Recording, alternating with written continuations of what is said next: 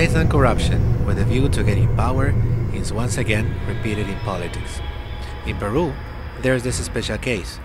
Carlos Bringas Claeyssen has just been caught by liar hunters. Carlos Bringas was the mayor for Jesús María between 2004 and 2006. This may be the only interesting thing he did in his life. He is still being accused of unlawful enrichment in detriment of the Peruvian state. He is accused of corruption and also of being a usual drinker and drug user. In the middle of September of 2004, the most important chain of television in Peru, Panamericana Televisión, present the news in this way. Con Carlos Bringas, candidato a la alcaldía de Jesús María, quien ha ocultado un dato importantísimo en su hoja de vida, que es que fue retirado del ejército peruano, según documento que tenemos en el programa, por consumo de drogas dentro de la institución castrense. Por supuesto, su paso por el ejército ni siquiera aparece en su hoja de vida.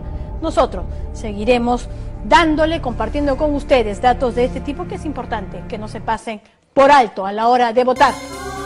Before being the mayor of Jesús María, he worked in the security company that his brother-in-law, Ángel Aquino, the then mayor in Puerto Libre, owned. He lived on the first floor of a very modest and little apartment on Madrid 133 in Pueblo Libre. This was a house that he bought for $35,000 in 1995.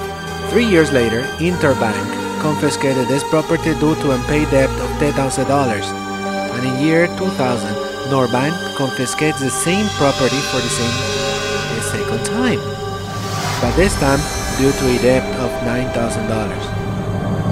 According to Credit Risk Centrals in Peru, he kept debts ascending to 40,000 nuevos soles, apart from the two foreclosures of $19,000. 4 years later, in 2004, the already mayor Bringas Claeyssen acquires a modern and beautiful house on Caracas 2224 Street for $90,000.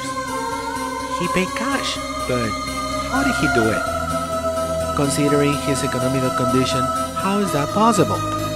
He was finally able to sell his foreclosed apartment on Calle Madrid, and he sold it to Jessica Urquiza for $25,000, $10,000 lower than the original price. Urquiza was an employee at the city hall, and her salary was $300. She lived as a tenant in a modest apartment on Yoki-Yupanqui 1686, and finally became the deputy mayor in his government. From this day on, Bringas starts buying several properties. In 2003, the residential house at Caracas 2224, where he tried to unlawfully appropriate 200 square meters from an extensive garden in the surroundings of the traditional El Olivar Park. It was then that, due to this illegal attempt, he was taken to court.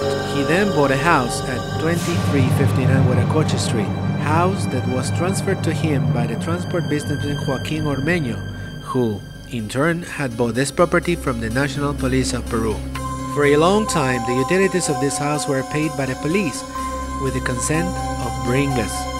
Right after that, he bought a house at 915 on 6 de Agosto Avenue, and another property located at 979 Estados Unidos Avenue, both in Jesús María.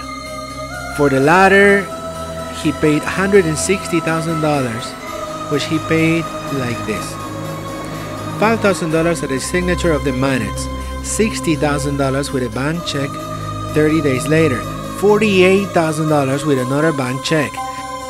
We just need to indicate that in 2003, he received an annual income of 151,950 nuevos soles, as little as $50,000.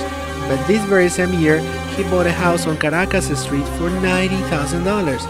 How can he explain such difference between his possessions and his salary? This sudden prosperity continued on and on.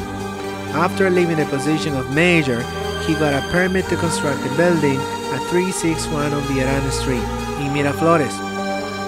This property appears to the name of Lore Sac, Color Sac Company, that belongs to his daughter Lorena Bringas, as stated by Sunan. Besides, Bringas appeared as representative for UREB Sac, construction company, which according to law goes against to his position of mayor. If to all of these accusations we add the 21 trips abroad, the 12 his wife took to Argentina, Chile, Ecuador, United States, and Netherlands, as stated by the immigration records of this country, also considering his incurred debts with the salary of a mayor, the question arises, how can a person with a salary of a mayor incur in such debts? But this prosperity of his business took him to live in a different district than Jesús María, and that is the main reason why an objection to his candidacy was presented, and he does not live on Estados Unidos Avenue anymore. To avoid this problem, Bringas presented a simple copy of the minute and register where the new homeowner transferred him that property. The document was elaborated in a different province of Lima, in front of a notary in Callao. With such movement, he got rid of the risk of being eliminated of the election round. But there is more. Even though this candidate has declared upon oath that he has no legal or penal antecedents, Bringas Claeyssen has a total of 69 criminal trials and other pending investigations. In this list he has abuse of authority, fraud, omission and hindering of legal acts, disobedience among other criminal actions, usual in his circle of confidence. Still, one of the most terrible crimes this ex-mayor has committed is the one of collusion. When he, just before finishing his period at the town hall, he irregularly extended a lease contract of a municipal property, a parking lot located on the 5th block of Horacio Urteaga Street, where we now have the center of Chinese-Peruvian friendship. It is worth mentioning that this case is still in court and does not prescribe for 20 years of commission of the crime, and he may be sent to prison for up to 15 years.